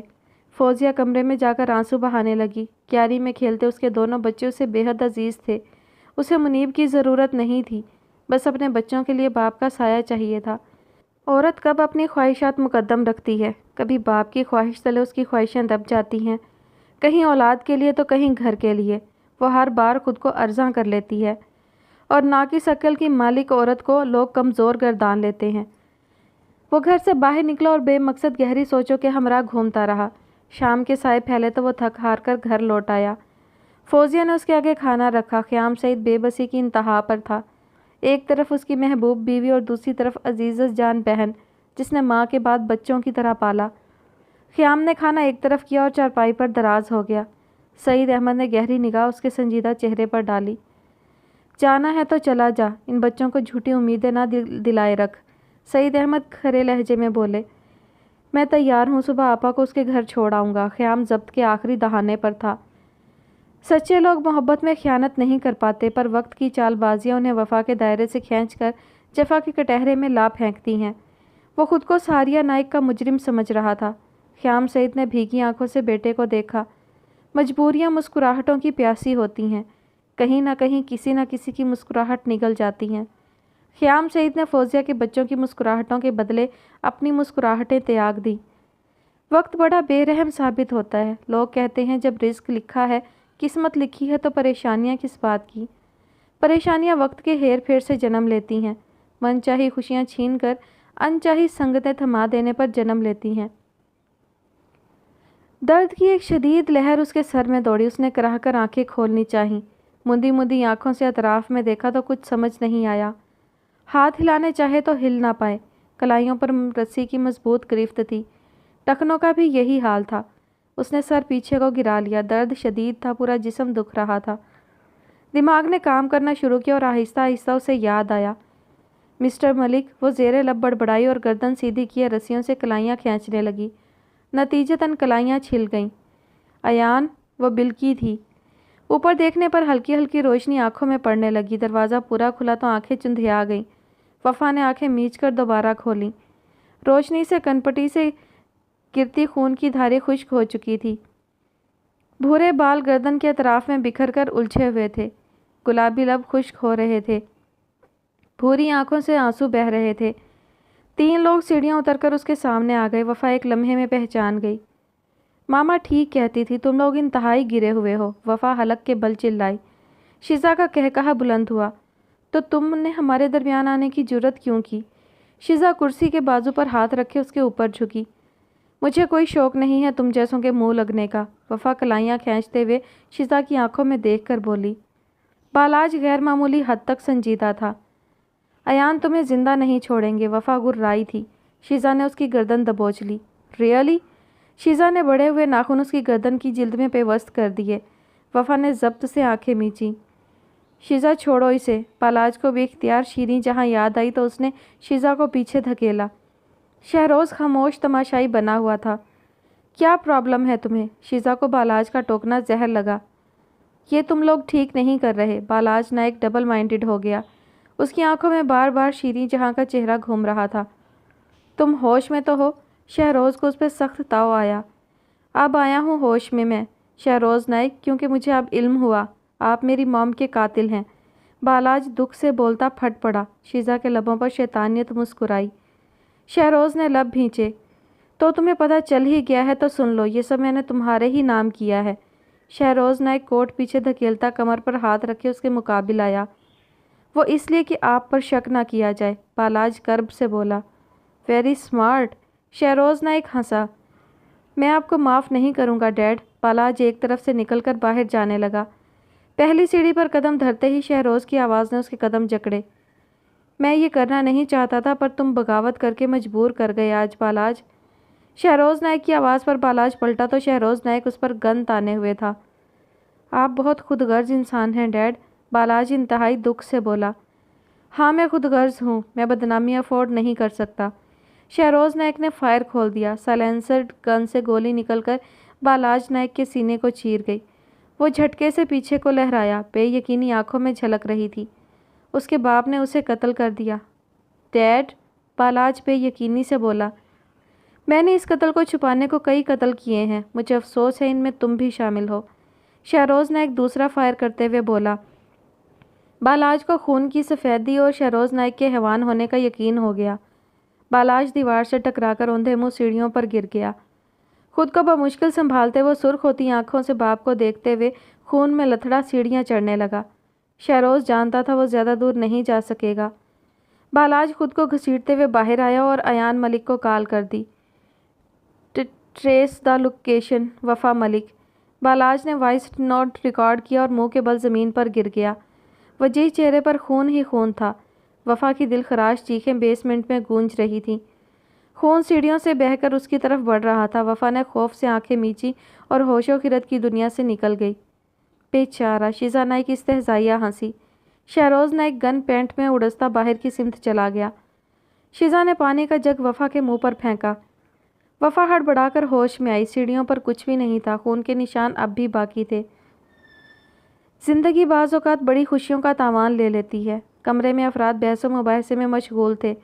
ثریا خاتون کانوں کے پیچھے دوپٹہ اڑ سے کڑک دار آواز میں باتیں کر رہی تھیں۔ خیام کو ان کے انداز سے کوفت محسوس ہو رہی تھی۔ آپا کی زندگی کی بات نہ ہوتی تو وہ بیٹھنا بھی گوارا نہ کرتا۔ ارے او منیب بہرا ہے کیا؟ جب مولوی کو لے کر آ۔ سریا گرج کر بولی تو منیب سر جھٹکتا چہرے پر کوفت بھرے تاثرات لیے گھر سے نکلا۔ ارے او فوزیہ چل سمینہ کو تیار کر۔ روب و دبدبے سے فوزیہ پر حکم جھاڑتی وہ ہاتھ کمر پر ٹکائے صحن میں پھرکی کی طرح گھوم رہی تھیں۔ شعیب اور زہیب کے کانوں تلے دو دو تھپڑ جڑے اور گھسیٹتے ہوئے برآمدے میں چارپائی پر پٹکے۔ فرح گلا پھاڑ پھاڑ کر رونے لگی تو کوفت بیزاری سے جھنجھلا کر اسے دیکھا۔ منیب مولوی کو لیے اندر داخل ہوا۔ عمر رسیدہ مولوی صاحب سفید سوٹ میں ملبوس، چہرے پر مٹھی بھر داڑھی سرخ مہندی سے رنگی ہوئی تھی، سر پر امامہ باندھے بغل میں رجسٹر دبائے سعید صاحب کے پاس آ بیٹھے۔ سمینہ سرخ سوٹ پہنے خیام کے پاس آ بیٹھی۔ نکاح سنجیدگی سے ہو گیا۔ کھانا کھائے بغیر خیام اور سعید صاحب سمینہ کو بما 3 بچوں کے لیے چلے آئے۔ فرح کا مسلسل رونا خیام سعید کو بیزار کر رہا تھا۔ تم نے میرے کندھوں سے بوجھ ہٹا دیا ہے، سعید صاحب اس کی سنجیدہ صورت دیکھ کر بولے۔ میں اس بوجھ تلے دب گیا ہوں ابو، ساریہ کو خبر ہوئی تو اس کا باپ مجھے بیچ سڑک میں بھون دے گا۔ خیام شدید پریشان لگ رہا تھا۔ واپس مت جاؤ، سعید صاحب نے آسان سا حل بتایا۔ خیام سعید ساریہ نائک کے سامنے سر اٹھانے کے قابل نہیں سمجھ رہے تھے خود کو۔ فرار کسی پریشانی کا حل نہیں ہوتا ابو، تھکن سے بولتا وہ کمرے میں چلا گیا۔ سمینہ اسے دیکھ کر شرمانے لگی تھی۔ خیام کی نظروں سے ساریہ کا حسین مکھڑا گھوم گیا۔ اس کے مقابل سمینہ ماسی لگ رہی تھی۔ خیام کا موبائل رنگ کرنے لگا تھا، ساریہ کی کال آ رہی تھی۔ خیام کی آنکھیں بھیگ گئیں، وہ جانتا تھا ساریہ پاگل ہو جائے گی۔ ضبط کی منجھدار پر کھڑے اس نے کال ریسیو کر لی۔ میں خفا ہوں آپ سے، ساریہ نائک کی خفگی بھری آواز ابھری۔ وہ حکم دینا جانتی تھی بس۔ کس چیز کی معافی مانگوں آپ سے؟ خیام خاموشی سے کرب سے سوچ سکا۔ میں واپس نہیں آ سکتا ابھی، خیام کو اپنی آواز کھائی سے آتی ہوئی محسوس ہوئی۔ پرسوں ڈیلیوری ہے، ساریہ رو ہانسی ہوئی تھی۔ خیام کی آنکھیں بھیگ گئیں، کتنے خواب دیکھے تھے اپنے بیبی کو لے کر۔ ساریہ آئی ایم سوری۔ خیام کی برداشت ختم ہو رہی تھی، اس نے کال کاٹ دی۔ وہ جی آپ کے لیے کریلے گوشت بنا لوں؟ سمینہ تیز گلابی سوٹ پہنے ہوئے تھی، بھووں کے بیچ کاجل سے بنا نقطہ اسے مزاح کا حیض بنا رہا تھا۔ آپ کے لیے اسپیشل ڈشز بنوائی ہیں، ساریہ کا کھنکتا لہجہ گونجا۔ خیام سر جھٹکتا گھر سے نکل گیا۔ اماں خیام تو سیدھے منہ بات ہی نہیں کرتا۔ سمینہ نے ماں کا فون لگا دیا۔ ابھی کرتی ہوں اسے ٹھیک، سریا خاتون بھڑک کر بولی اور منیب سے کہہ کر فوزیہ کو مار پڑوا ڈالی۔ شام ہوئی تو فوزیہ بچے لیے پھر ان کی دہلیز پر بیٹھی تھی۔ خیام گھر آیا تو فوزیہ کو دیکھ پریشان ہو گیا۔ کیا ہوا آپا؟ خیام فوزیہ کے پاس بیٹھا۔ تم نے سمینہ سے کیا کہا ہے؟ یہ اسی کا نتیجہ ہے۔ سعید صاحب اس پر برسے۔ ابو میں نے کچھ کہا ہی نہیں ہے۔ خیام اس بے وجہ کی پریشانی پر طیش میں آ گیا۔ سمینہ، خیام کی دہاڑ پر سمینہ بھاگی آئی۔ کیا کہا ہے تم نے جو آپا کو پھر سے نکال دیا؟ خیام طیش کے عالم میں اس کی طرف بڑھا۔ کچھ نہیں۔ سمینہ خوفزدہ ہو گئی۔ آج کے بعد آپا کو کسی نے ہاتھ بھی لگایا تو بتا دو اپنے بھائی کو، تم لوگوں کی لاشیں بھی نہیں ملیں گی۔ خیام گرایا تھا، سمینہ کی شکل دیکھ کر ہی اس کا دماغ الٹ رہا تھا۔ جی، سمینہ ہکلائی تھی۔ لگاؤ فون، منیب کو لے کے جائے آپا کو ورنہ ابھی کے ابھی طلاق دے دوں گا۔ خیام دھمکاتے ہوئے اندر چلا گیا۔ نتیجتاً 10 منٹ میں منیب دروازے پر تھا۔ آج کے بعد آپا پر ہاتھ اٹھانے کی غلطی مت کرنا، سمجھے؟ ورنہ وہ حال کروں گا مر کے بھی نہیں بھول سکو گے۔ خیام نے وارننگ دی تھی۔ اس سے عمر میں بڑے منیب کو بھی پسینہ آ گئے۔ ایان ہوش میں لوٹا تو اپنے بیڈ روم میں تھا۔ دائیں ہاتھ پر بینڈیج تھی، سر پر بھی سفید پٹی بندھی ہوئی تھی۔ لمحے کے 1000ویں حصے میں اسے وفا کی یاد آئی۔ گردن گھما کر بیڈ کی دوسری جانب دیکھا۔ وہ عجلت میں اٹھا اور لڑکھڑاتا ہوا کمرے سے نکلا۔ پچھلی چوٹ تازہ ہو گئی تھی، اس کی چال میں لڑکھڑاہٹ پھر سے آنے لگی تھی۔ مام، ڈیڈ۔ رائنہ بیگم کمرے سے نکلیں۔ کیا ہوا بیٹا؟ رائنہ تیز قدموں سے اس تک آئی اور اس کے رخسار پر ہاتھ رکھا۔ مام، وفا کہاں ہے؟ وہ عجب سے خوف کے زیر اثر بولا تھا۔ ادھر بیٹھو۔ رائنہ بیگم اسے تھامے صوفے تک لے آئیں۔ مام مجھے بتائیں وفا کہاں ہے؟ ایان جھنجھلا کر بولا۔ دل عجب انداز میں دھڑک رہا تھا، بری خبر سے بچنے کے لیے پر تول رہا تھا۔ وفا کڈنیپ ہو گئی ہے، تمہارے ڈیڈ پوری کوشش کر رہے ہیں۔ ایان سر ہاتھوں میں گرائے بیٹھ گیا، بے بسی سے آنکھوں میں آنسو آ گئے۔ ایان، رائنہ بیگم اسے سینے سے لگا گئی۔ آکاش ملک کی گاڑی پورچ میں رکی اور وہ تیزی سے چلتے ہوئے اندر آئے۔ ایان تمہیں ہوش آ گیا؟ وہ خوشگوار حیرت سے بولے۔ ڈیڈ، وفا बेटा सीसीटीवी फुटेज की चेकिंग की जा रही है। अयान मलिक संजीदा हुए। पुलिस पूरी कोशिश कर रही है। आकाश मलिक उसके हाथ पर हाथ रखते हुए बोले। वो टूटा हुआ सा दिखाई देने लगा था। मैंने कहा था सिक्योरिटी रखो अयान, लेकिन तुमने मेरी बात ही नहीं मानी। आकाश मलिक ने संजीदा नज़रों से उसे देखा। हाँ बेटा, ये तीसरी बार हो गया है। हम तुम्हें खोना अफोर्ड नहीं कर सकते। रायना बेगम मध्यम लहजे में बोलती उसके बालों को संवारने लगी। अयान सर झुकाए हाथों को घूर रहा था। ठीक है, अयान आहिस्तगी से बोला। यकायक उसके जहन में झमाका हुआ। डैड, मुझे उस गाड़ी का नंबर याद है। अयान जोश से बोला, गोया बच्चा नया खिलौना मिल जाने पर पुरजोश हो। यह तो बहुत अच्छी बात है। आकाश मलिक ने पुलिस को कॉल की और गाड़ी का नंबर नोट करवा दिया। सर, बाहर मीडिया का रश लगा है, मैं देखता हूँ उन्हें। अंदरूनी दरवाजे के करीब पहुंचा ही था कि मीडिया का जम्मे गफिर गेट धकेलता अंदर आ गया। मिस्टर अयान मलिक, आपकी बीवी को किसने अगवा किया? मिस्टर मलिक, आप पर यह तीसरा हमला है। क्या आपकी बीवी की किसी से दुश्मनी है? क्या वफा मलिक की किडनैपिंग और बालाज नाइक के कत्ल के पीछे एक ही शख्स है? रिपोर्टर्स अंधाधुंध बोल रहे थे। अयान ने संजीदा नज़र सब पर डाली। बालाज नाइक की मौत का सुनकर चंद लम्हे को हैरान हुआ था। जी बिल्कुल, ये मुझ पर तीसरा हमला था और कैलगरी की पुलिस इंतहाई नाकिस है, जो कभी वक्त पर नहीं पहुंच पाती। मुझ पे हुए इस तीसरे हमले के बाद मैं इस सोसाइटी में खुद को अनसेफ फील कर रहा हूँ। अयान कदरे संजीदगी से इंतहाई सख्त लहजे में बोल रहा था। मेरी बीवी वफा कल से किडनैप है और पुलिस अभी तक कुछ नहीं कर पाई। क्या मैं पुलिस को नाकारा समझूं? सर, आपको क्या लगता है कौन है इस सब के पीछे? एक रिपोर्टर ने जुबान खोली। नाइक फैमिली, बालाज नाइक और शहरोज़ नाइक। पर बालाज नाइक को आज ओंटारियो कनाडा में कत्ल कर दिया गया है, रिपोर्टर ने जवाब दिया। जो भी हो, ये सब कुछ नाइक ख़ानदान की प्लानिंग है, वफा मलिक से नाइक सॉफ्टवेयर कंपनी छीनने के लिए। अयान निहायत संजीदा लग रहा था, सब पर तायराना निगाह डाली। मैं गवर्नमेंट से अपील करता हूँ, पुलिस को ड्यूटी निभाने की तलकीन की जाए, अयान कहते हुए वापस पलट आया। मिस्टर मलिक का कहना है पुलिस उनके लिए कुछ भी नहीं कर पा रही। उनका मज़ीद कहना है वफा मलिक को कंपनी के लिए किडनैप किया गया है, जबकि बालाज नाइक की मौत इस बात की नफ़ी करती है। रिपोर्टर्स अपने अपने कैमरे के सामने बोल रहे थे। अयान लड़खड़ाता हुआ कमरे में आ गया। वफा प्लीज़ कम बैक, अयान बेबसी से बोला था। मुझे दुआई इबादत मांगनी चाहिए। अयान वॉशरूम की तरफ बढ़ा, वज़ू बनाया और जाए नमाज बिछा लिया। लफ्ज़ दिल में अदा हो रहे थे, उनाबी लब जामिद थे, अलबत्ता सियाह आँखें तवातर से अश्क परवर थीं। जुदाई सुहाने रूह होती है। कई लम्हे में खामोश फरियादी बना रहा, दिल में दुआओं का विर्द करते। उसे रब्बे कायनात की रहमत पर यकीन था, वो बिना सुने ही सब ठीक कर देगा। वफ़ा मेरी ज़िंदगी की वाहिद मोहब्बत है, उसकी हिफाजत कीजिए अल्लाह। अयान मलिक के ज़ब्त का पैमाना छलका और वह बिलक गया था। मुझे हक़्कुल यकीन है, मुझे मेरी वफ़ा मिल जाएगी। अयान पुर यकीन सा कहता उठा और बेड पर आ गया। मोबाइल उठाया तो वॉइस नोट मैसेज था।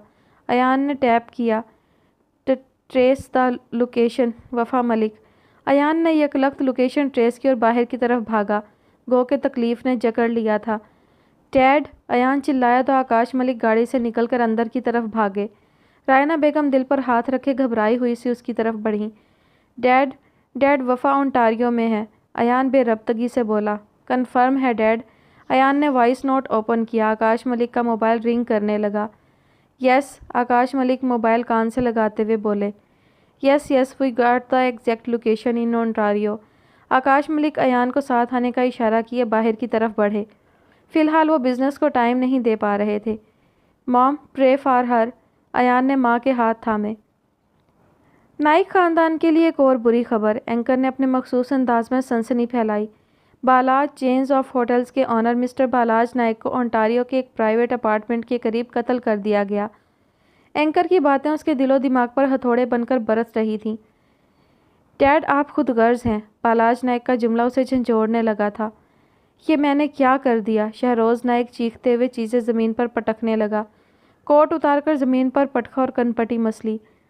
अहम ज़राए से खबर मिली है कि वो अपार्टमेंट शहरोज़ नाइक की पहली बीवी मिस शीरी जहाँ के नाम है। शीरी जहाँ ओंटारियो के बिजनेसमैन की बेटी और नाइक ख़ानदान की बहू थी। इनकी एक चेन्स ऑफ होटल्स ओंटारियो में भी है, जो वो अपने भाई रईस खान के नाम कर चुकी थी। एंकर मुसलसल बोल रही थी।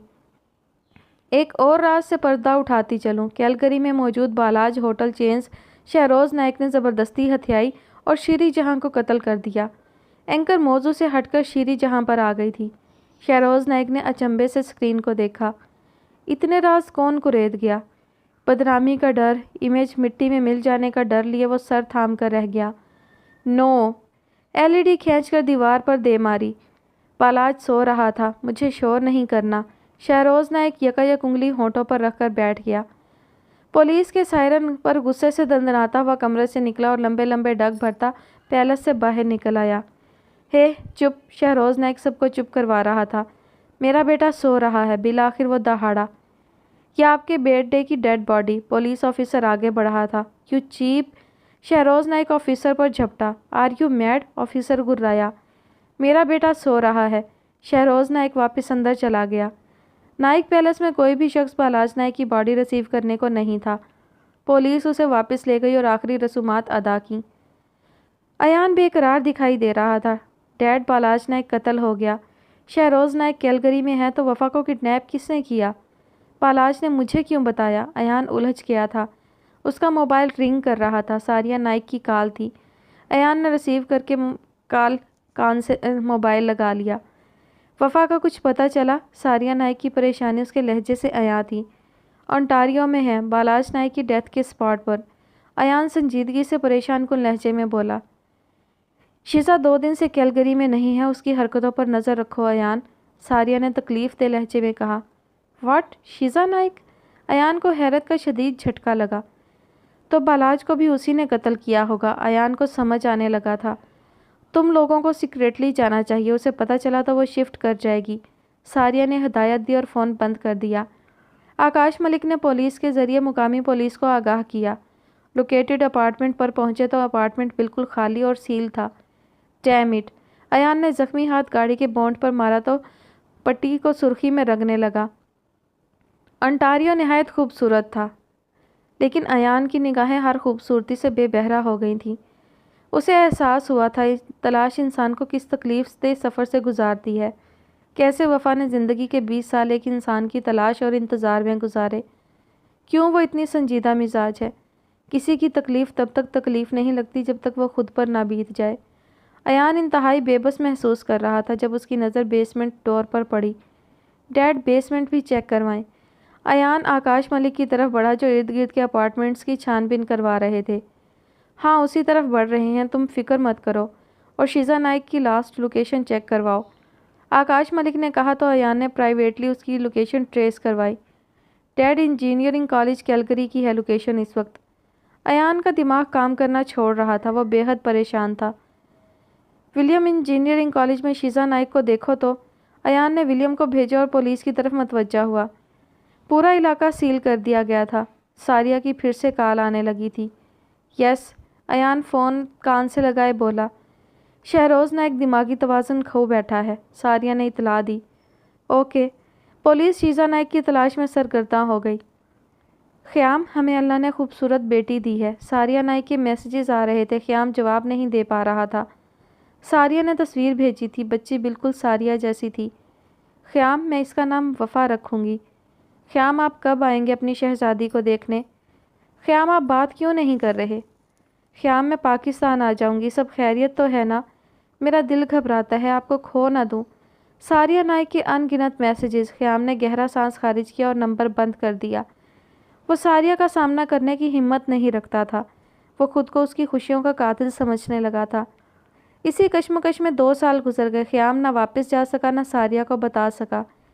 لقمان نائک ساریہ کو لیے پاکستان آ گئے۔ خیام انہیں دیکھے بے حد شرمندہ تھا۔ تم سے یہ امید نہیں تھی خیام۔ لقمان نائک دروازے پر ہی سمینہ کو دیکھ کر خیام پر دہاڑے۔ آپ اندر تو آئیے، خیام گڑبڑا کر بولا تھا۔ ساریہ کاٹو تو لہو نہیں کی تصویر بن گئی تھی۔ ساریہ میری بات سنیں، میں آپ کو سب کلیئر کر دوں گا۔ خیام ساریہ کی طرف بڑھا۔ اتنے پروٹوکول کے ساتھ آئے لقمان نائک کو دیکھنے محلہ جمع ہو گیا تھا۔ سعید صاحب چھڑی کے سہارے گیٹ تک آئے۔ ڈیڈ پلیز میری بات سن لیں، خیام منت بھرے لہجے میں بولا، جب ساریہ نائک کا ہاتھ گھوما اور خیام کے رخسار پر گہرا نشان چھوڑ گیا۔ لوگ اتنی حسین لڑکی دیکھ کر حیران تھے۔ سمینہ منہ پر ہاتھ رکھے حیرت سے ساریہ کو دیکھ رہی تھی۔ آئی ہیٹ یو خیام! ساریہ متواتر روتے ہوئے دہاڑی تھی، اس کی قہر برساتی نظریں خیام کو چیر رہی تھیں۔ یہ سب مجبوری میں ہوا ساریہ، میں شرمندہ ہوں بہت۔ خیام ساریہ کی طرف بڑھا۔ پیچھے کھڑی ملازمہ کی گود میں 2 سالہ وفا تھی۔ اپنی بیٹی سنبھالو اور آج کے بعد کیلگری کا رخ کیا تو ٹکڑے کر دوں گا، لقمان نائک گرجدار آواز میں بولے اور ملازمہ کے ہاتھوں سے وفا کھینچ کر خیام کی طرف اچھال دی۔